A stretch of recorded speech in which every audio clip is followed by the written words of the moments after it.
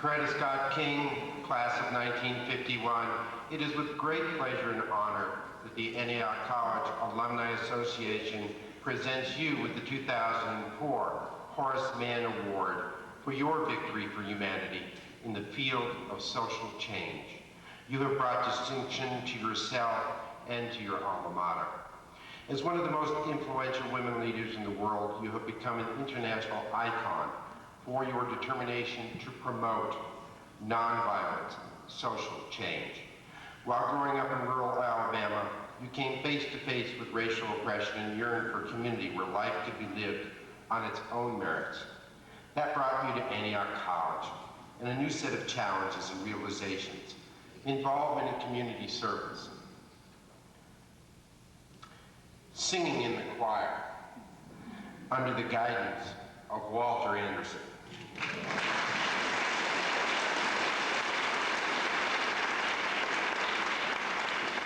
And fulfilling perhaps one of your great dreams, performing with Paul Robeson.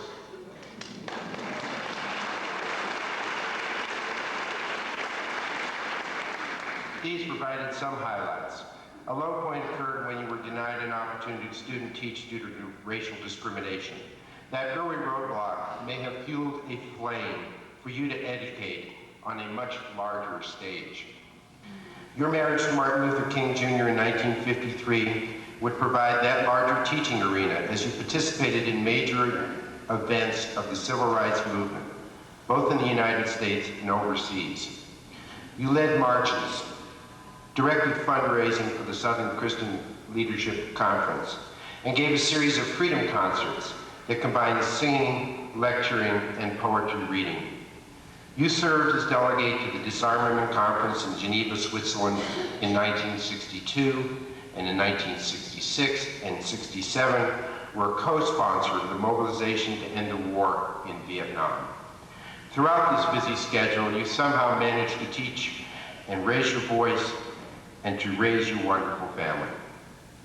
When your world changed in 1968 with the assassination of your husband, you stepped in and advanced his life's work. In 1969, you helped found and served as president of the Atlanta-based Martin Luther King Jr. Center for Nonviolent Social Change, a center devoted to teaching young people the importance of nonviolence and to preserving the memory of your husband. In addition, you were elected chairperson of the commission to declare Martin's birthday a national holiday. After receiving the Sarah Lee Frontrunner Award in 1996, you established the Coretta Scott King Endowed Scholarship for African American women, paving the way for the education of future women leaders. Over the years, you have earned many, many awards and honors for your participation in the struggle for human and civil rights. You have continued to speak out against injustice, especially racial injustice, working to fulfill Martin Luther King Jr.'s dream of fairness and equality. Coretta Scott King, your outstanding work and dedication to human and civil rights reflects Antioch's highest ideals of excellence. Horace Mann would be extremely proud of your many heartfelt victories for humanity. Therefore, the Antioch College Alumni Association is proud to bestow upon you the Horace Mann Award on this day, Friday, June 25th, 2004. Congratulations.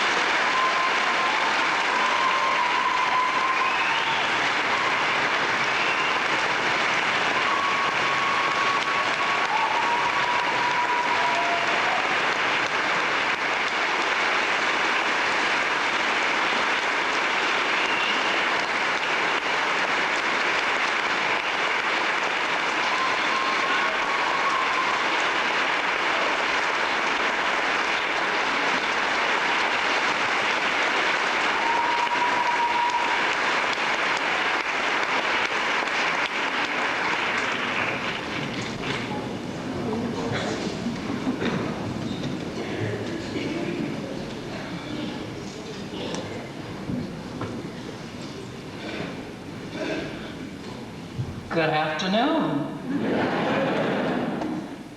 It's wonderful to be back at Antioch. and thank all of you for your very warm reception. It's good to see so many people from across the state, I understand. I always considered Yellow Springs and Antioch as another home for myself, but you certainly made me feel that way today for real. Thank you.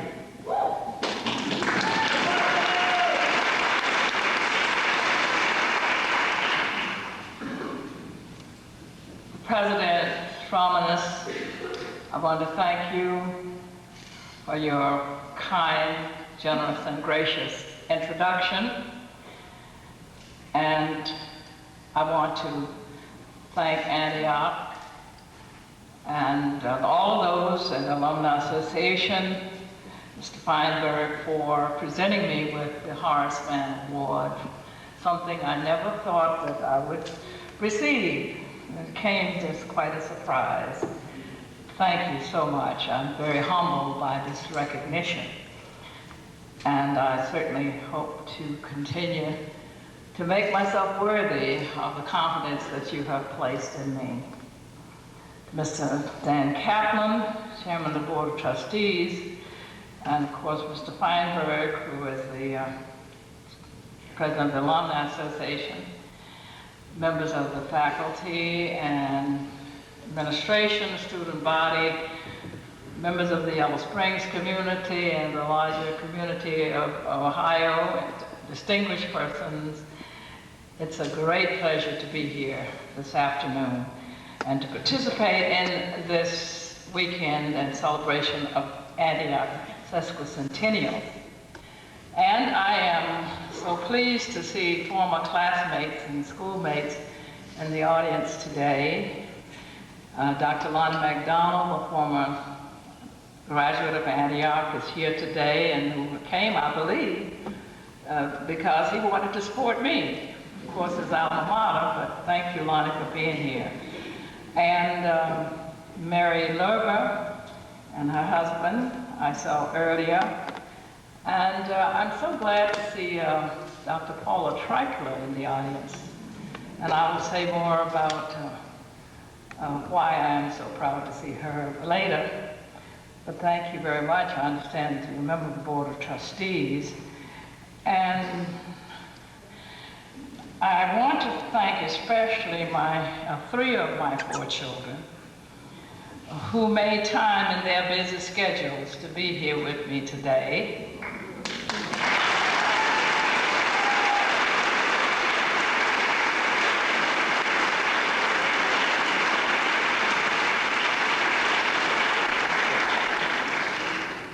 My firstborn, Yolanda, she doesn't like to be called the oldest. Yolanda, will you stand?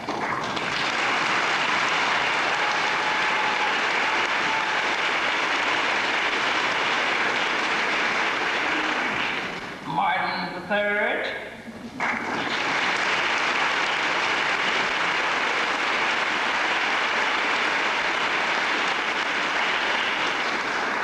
And Reverend Bernice King, my youngest.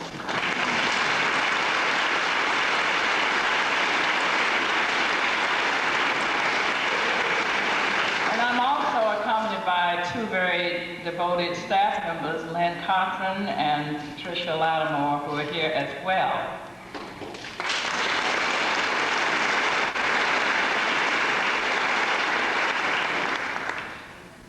I am especially delighted to take part in the 150th anniversary celebration. When I think of Antioch's pioneering accomplishments in the field of higher education and the distinguished alumni that Antioch has produced, I am very proud to be an alumna of this unique institution. Antioch has blazed an indelible trail in academia that has inspired other colleges and universities to follow. Antioch was among the very first colleges to have work-study programs and to institute elective choice for students in its curriculum. Indeed, Antioch has been the pacer among American colleges in empowering students to shape and design their own education. Antioch was also among the first to encourage people of color to enroll as students on an completely integrated basis. Antioch also led the way in allowing women to become faculty members on the same basis as men. More than any other college I know of, Antioch has risen to the challenge of preparing students not just for a career, but for life through a truly broad-based liberal arts education. I thank you for presenting me this beautiful and prestigious award bearing the name of Antioch's great founder and visionary, Horace Mann. As an Antioch freshman, I remember being shown the statue of Horace Mann and reading the powerful words with which he charged Antioch's first graduating class back in 1957. Be ashamed to die until you won some victory for humanity. These words provide a worthy challenge for every student and young person, indeed for people of all ages. It is a challenge I took very seriously and which became a paramount goal in my life. Horace Mann's challenge is more relevant and compelling in our times than ever before because humanity still needs victories and public-spirited people to win them. Every Antioch graduate shares in this obligation to do something for humanity, and many have risen to the challenge and made extraordinary contributions. Be ashamed to die until you've won some victory for humanity is not only Antioch's motto, but also the central value of Antioch's philosophy of education. It is such a strong and eloquently worded challenge that calls every Antioch student to think seriously about what is most important in life. Antioch students learn that it's not enough to have a great career, material wealth, and a fulfilling family life.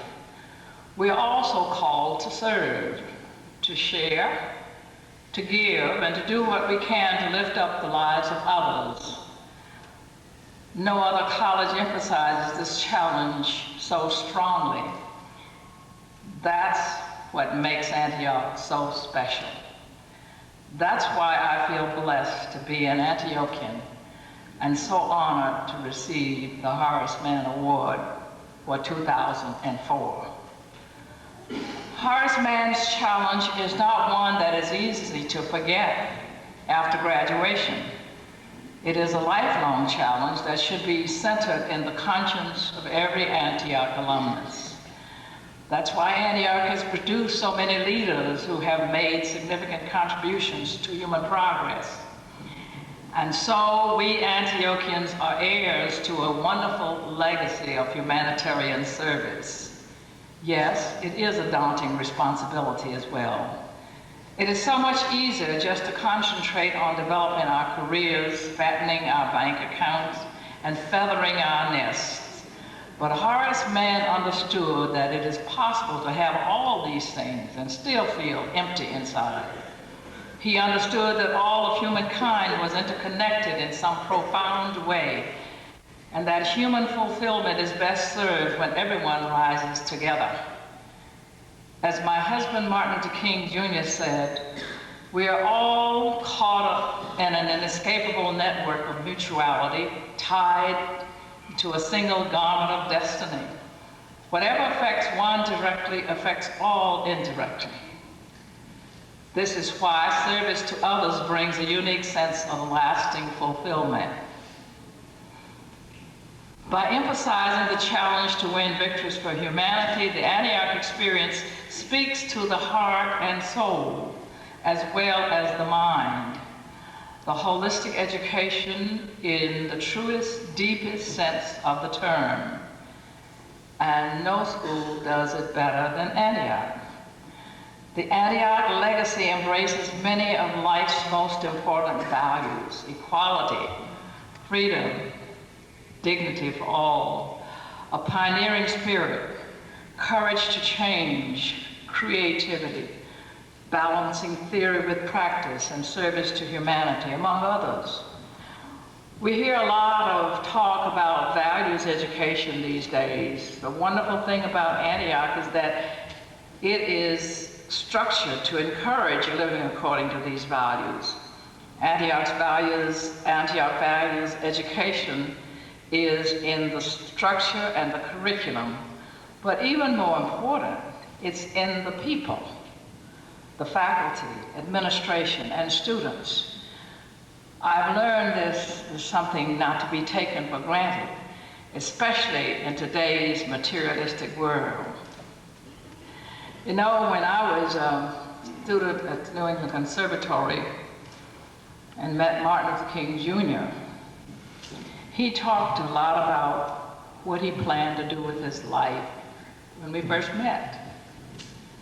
He said, I'm going to go back south, I'm going to pastor a Black Baptist church, and I'm going to conduct my ministry from a Black Baptist pulpit. And I'm going to do this because a pulpit is the freest, a Black Baptist pulpit is the freest place that I could be in the South. And I plan to work to change the system. And he went on and on and on, and I thought to myself, my goodness, he sounds like he could have gone to Antioch.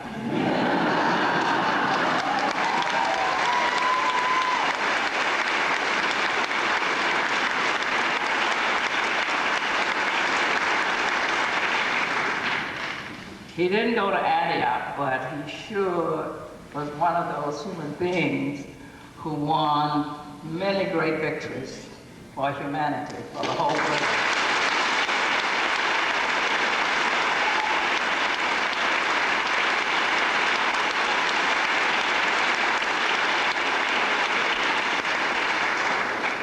I also mentioned that to say that we were so compatible in our values, and you know, that felt good, too good to be true.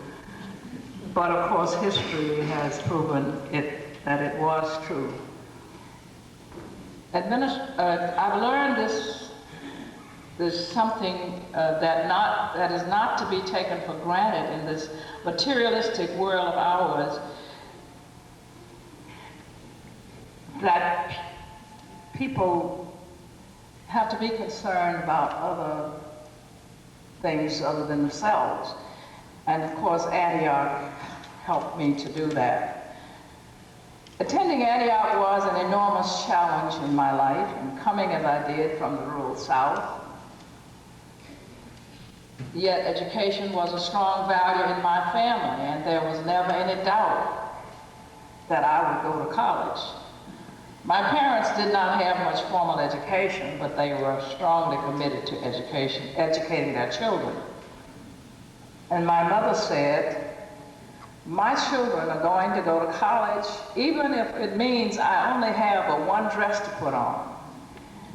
And I was also prepared for Antioch by education at Lincoln School in Marion, Alabama, a very unique educational institution which shared in the progressive values that Antioch embraced. The Lincoln School was undoubtedly one of the finest schools in the entire South.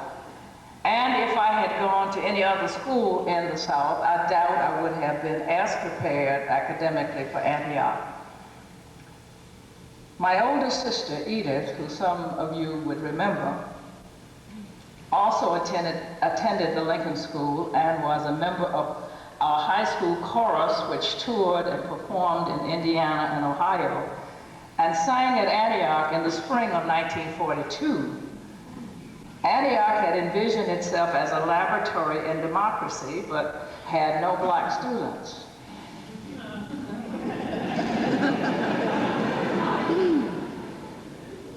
In the summer of 1943, Antioch had decided to integrate its student body by offering Edith a full scholarship, which included tuition and fees.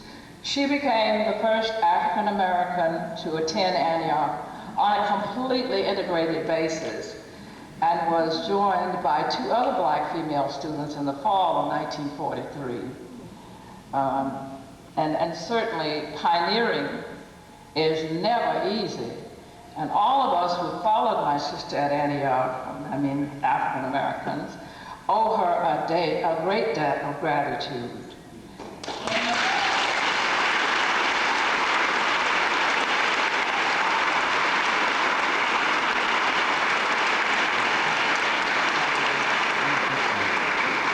My sister, who is certainly with us today in spirit because I am here, and we were always very close and shared so many experiences, and certainly the Antioch experiences was one of the most important.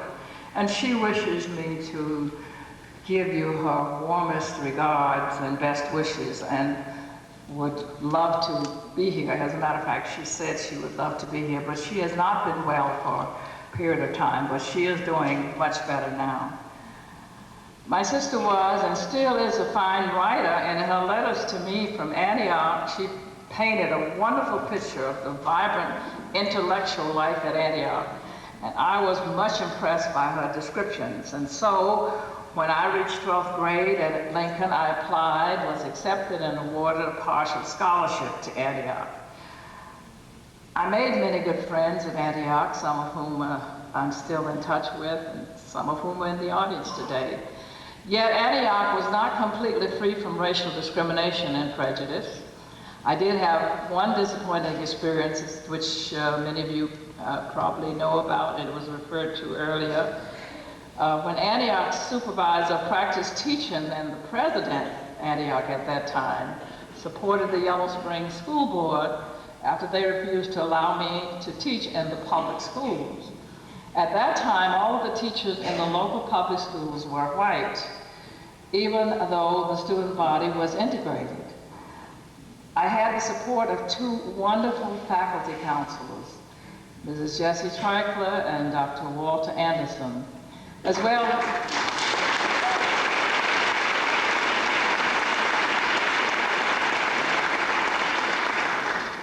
as a few of my fellow students. But it wasn't enough to change this unjust policy, and so I did 2 years of practice teaching to fulfill my requirements in the Antioch private school. And this meant, of course, that an exception was made in order for me to get my Ohio teaching certificate. You know, being an exception most of your life up to that point wasn't very comfortable. But the fact is that all of that has changed long since, and the country has moved forward quite a bit, but we still have a long way to go.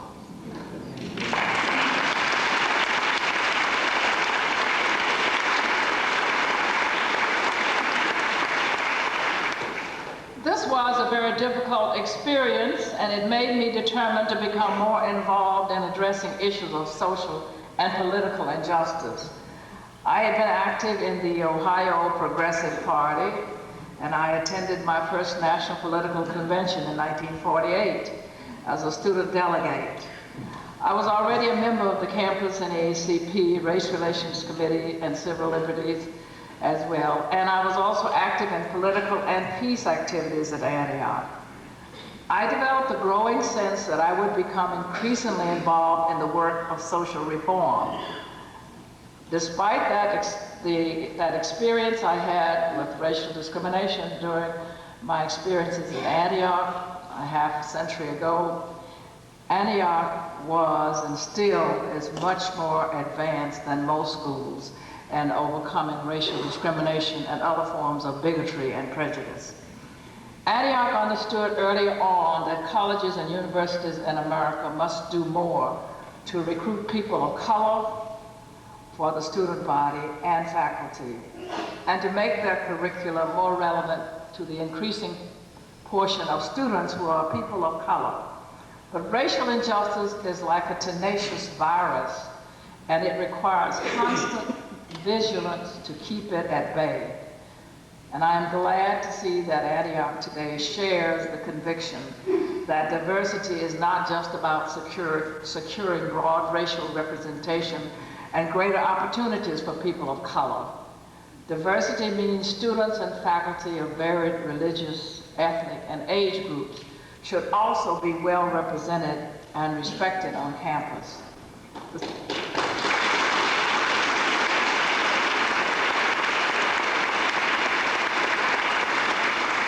The same is true for gay and lesbian people, people with disabilities.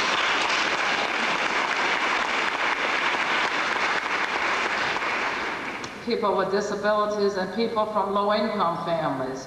The university should look like America.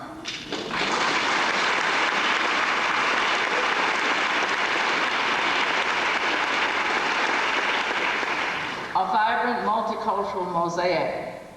Colleges that maximize the diversity of their student body and the faculty give students the competitive edge over schools that are culturally monolithic. At Antioch, I faced other difficult challenges as a young black woman coming from such a remote, rural part of the country. Now, I believe most of my classmates were from urban centers, and they had lots of cultural opportunities growing up that were unavailable to me, even though I did have the benefit of attending the Lincoln School. Like all college students, there were times when I felt inadequate, but fortunately for me, Mrs. Jessie Treichler, who was the assistant to the president of Antioch and the college's fundraiser, and also headed the Interracial Scholarship Fund, was assigned to be my first counselor. And of course, those of you know who remember Jessie Treichler, and the numbers getting fewer. She was a very caring and capable woman. Mrs. Treichler took a special interest in my growth and development, as well as all of the black students. When I felt discouraged and all I had left was tears and frustration, somehow Jessie Treichler would be there to lift me up and to give me the strength and confidence to persevere. She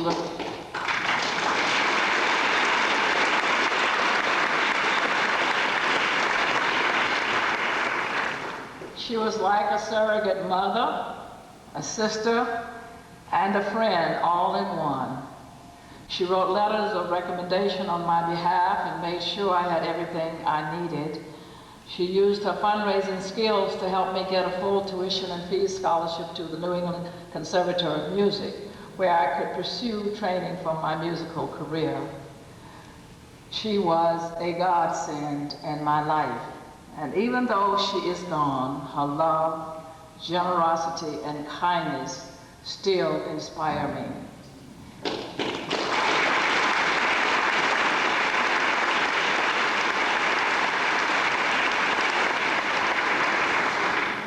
And that's why I'm so happy to see you, Paula, because I remember you as a young elementary school child when I was doing my practice teaching in the Antioch school, and we made a lot of music together, and we wrote songs together and performed them. And your mother was very proud of that fact. I remember her talking about it, and it was a very enjoyable experience. And of course, there were other faculty whose children I taught, like Dr. Abrams, who's in the audience, his son David, and that's his daughter Carol. And I'm sure there are others as well. But anyway, those are such precious memories, and I could go on and on. And then, of course, Dr. Walter Anderson, who headed Antioch's music department, was my second faculty counselor and was a great blessing to me. Dr. Anderson, who died late last year, was not only a superb musician and a brilliant educator, but also one of the kindest and most caring human beings I have had the privilege of knowing. A man of extraordinary compassion and generosity. He was one of those rare people who enriched the lives of everyone he had the privilege to know. And he had a lasting impact on my life. He was probably the most popular professor at Antioch during my undergraduate experience. And he was a role model for me as well as the entire Antioch community. In addition to his remarkable professional accomplishments, Dr. Anderson also cared deeply about helping disadvantaged people have a better life, and I greatly admired his activist involvement in support of numerous humanitarian causes. So many musicians that I had known were very square. They only cared about music, but he was quite the opposite. He cared deeply about music, but he cared deeply about people.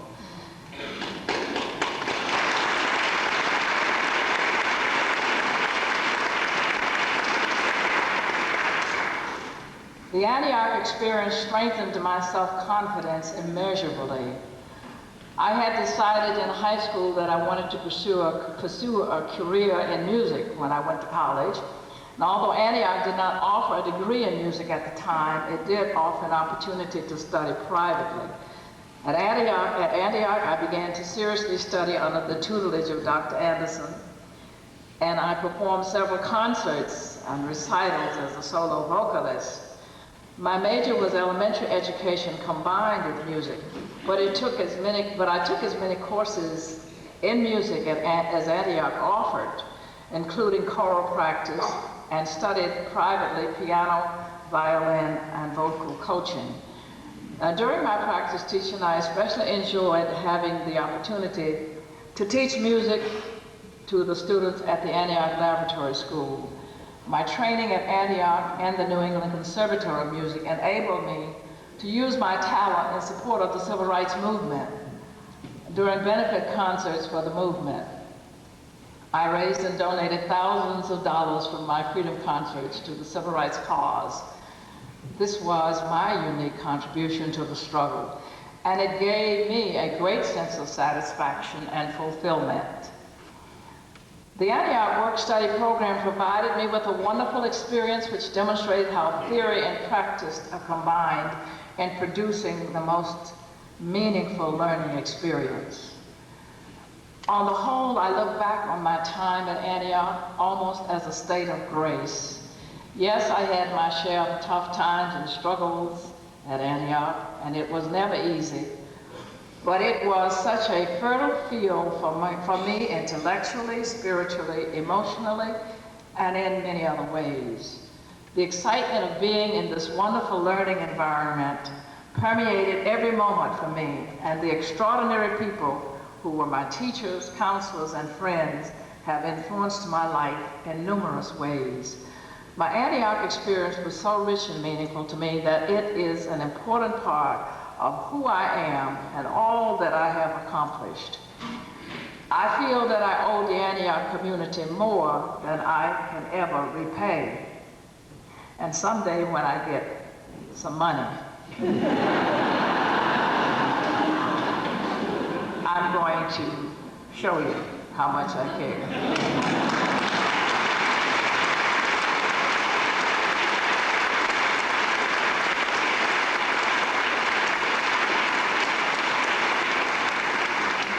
I wish it were now, because the need is great right now.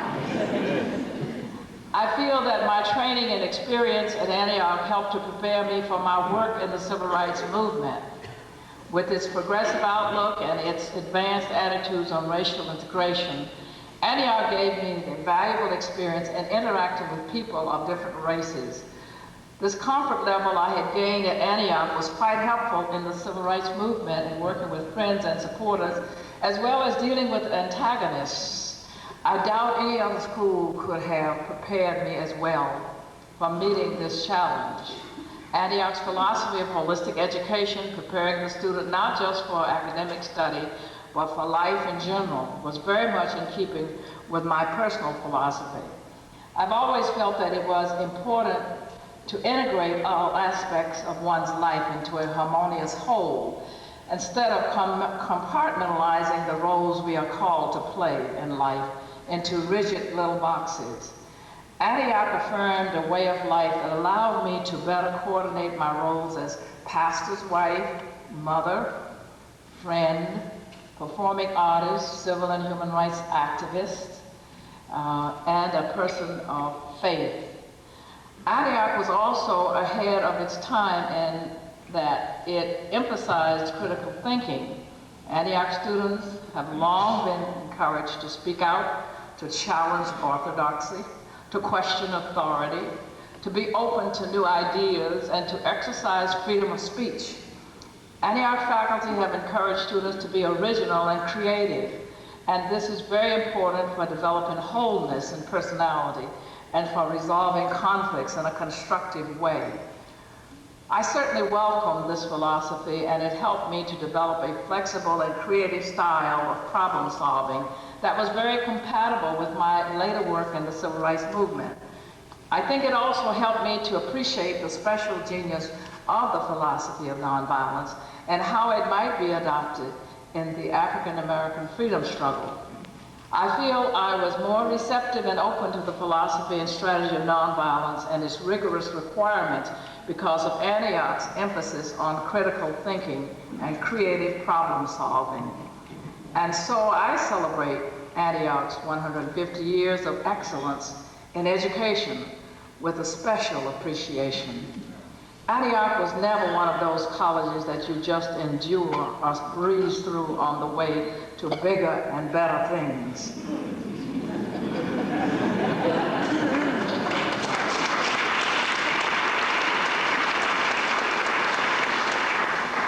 I think Antioch affects its students more deeply than most colleges, and it has a powerful resonance.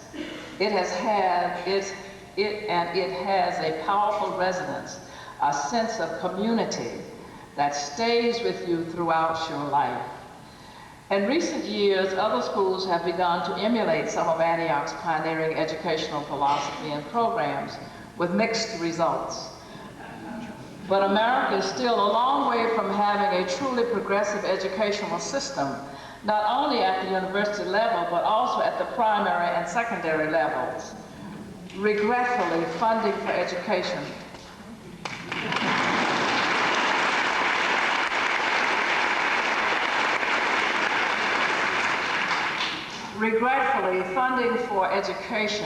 is still a relatively low priority all across the nation.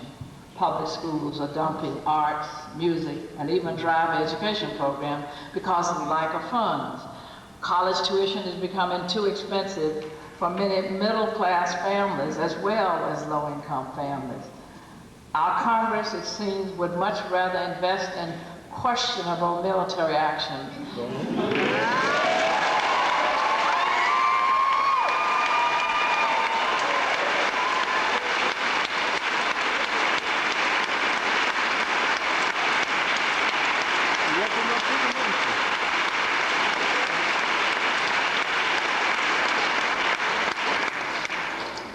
than in the education of our young people.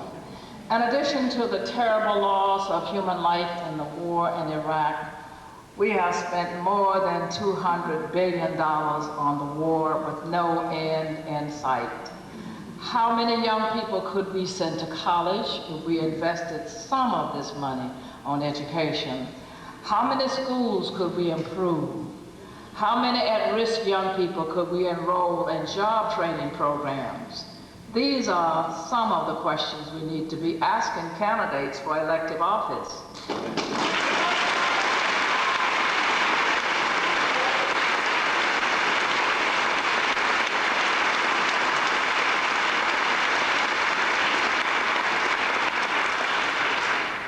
In this crucial election year, few things are more important than a large turnout of young voters in November.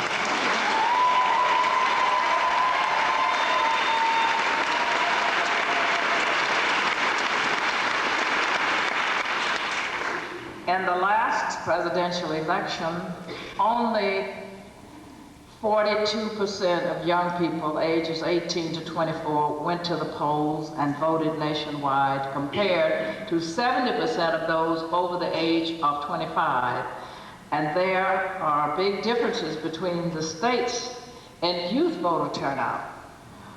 Up in Chile, Alaska, 63% of the 18 to 24-year-olds voted in the 2000 elections.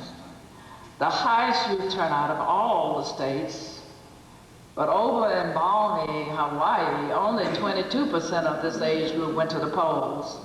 The worst youth turnout of the 50 states. Now here in Ohio, the youth turnout rate was 42% in 2000 election, the exact same as the national average. But the turnout for those over 25, those over age 25 was 62%, substantially lower than the national average of 70%. The Ohio turnout rates are especially interesting this year because this is a key swing state, according to many political observers. This means that those of you who will be here in Ohio in November may well have an opportunity to make history.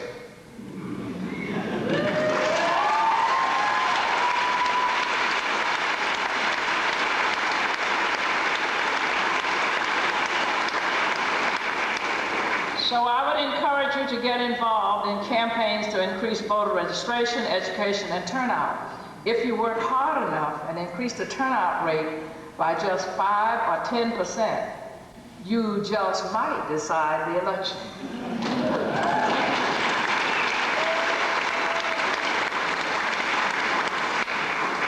Please never forget that people have sacrificed, suffered, and bled and died so we could all vote. We owe it to them and to our children to pick up the ballot and use the power for the good of the nation. It doesn't matter how strong your opinions are.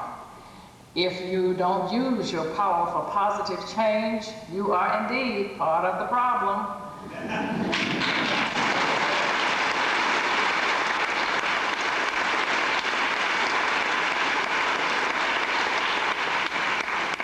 And you certainly are helping to keep things the way they are.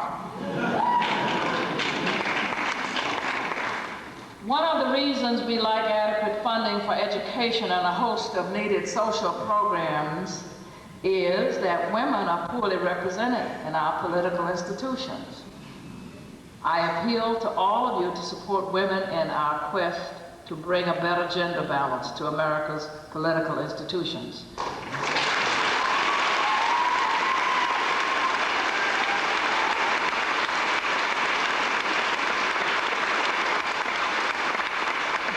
Today, women hold about 13 16% of the seats in the U.S. Congress and 22 14% of the seats in the 50 state legislatures. America has a shortage of capable and committed women, and America has no shortage of capable and committed women. And the time has come for women to take their rightful places in the legislative halls of America. Your support is urgently needed for women to achieve parity in leadership positions throughout the society.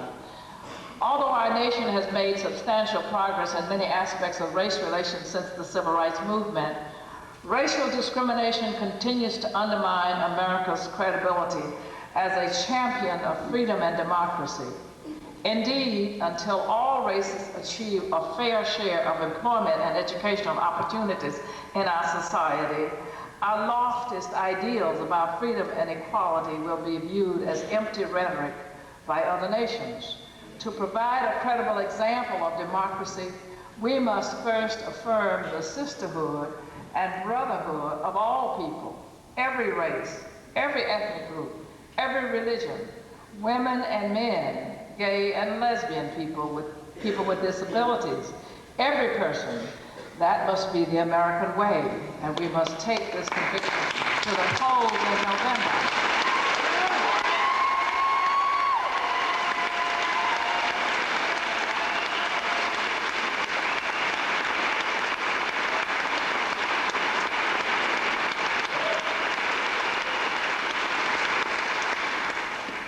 It is equally important that we become involved in working for needed reforms like gun control, universal health security, affordable college tuition, better job training, and more employment opportunities. Let us all support movements to stop pollution from fouling the air we breathe and the water we drink.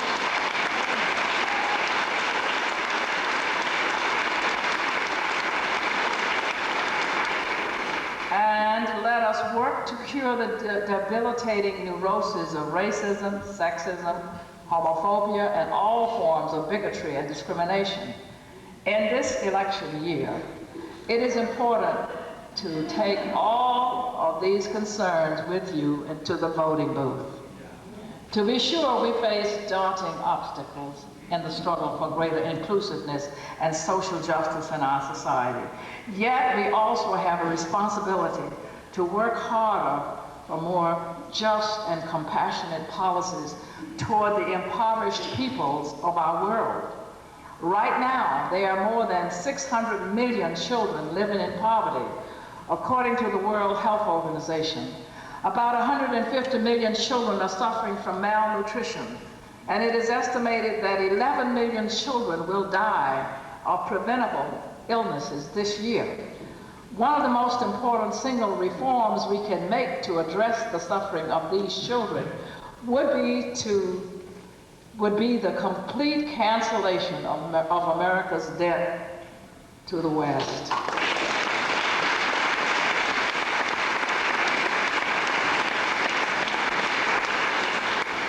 America owes Africa far more than Africa owes America.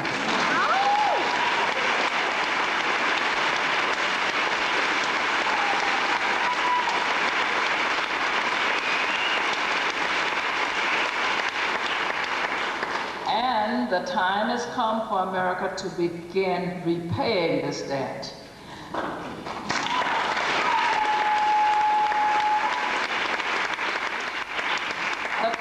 Sub-Saharan Africa, which include 33 of the 41 most highly indebted countries, now owe more than $350 billion in foreign debt to the U.S. and other wealthy nations.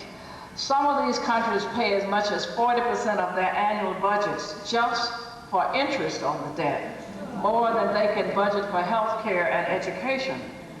This immoral, unjust debt is a shameful form of financial colonialism against nations that have been exploited for far too long.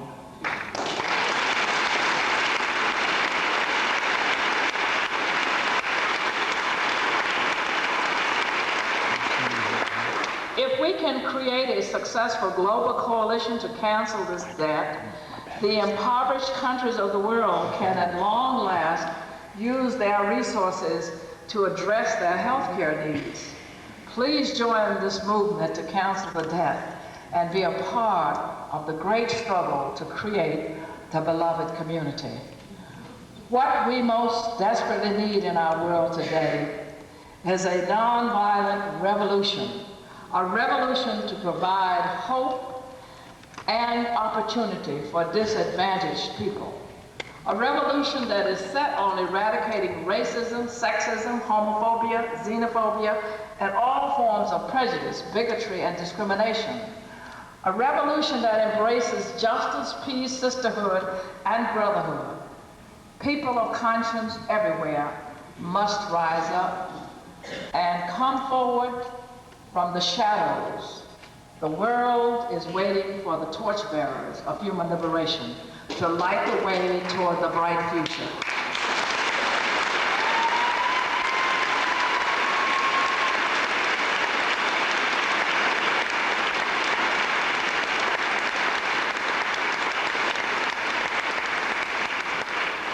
Let us now rise up and lead our country and our world to a greater destiny. Let us rise up and sound the knell for poverty, racism, war, and violence. We've got to rise up with an unwavering determination and use our power to invigorate democracy and reclaim our environment from the ravages of industrial pollution. Rise up and lead nonviolent movements to feed the hungry and work for peace and human rights for all people in every nation rise up now with an indomitable spirit of justice, compassion, and love, united and determined to create the beloved community of Martin Luther King Jr.'s dream. If we meet this challenge with courage and determination, we will not only help make a better community, nation, and world, but stronger and more fulfilled human beings of ourselves. With this commitment, we can become a powerful force for a more compassionate and loving world. If we come forward now with courage and determination, we can lead the way to a new era of hope and opportunity, and a world where peace with justice for all is no longer a distant dream, but a glowing reality. Thank you.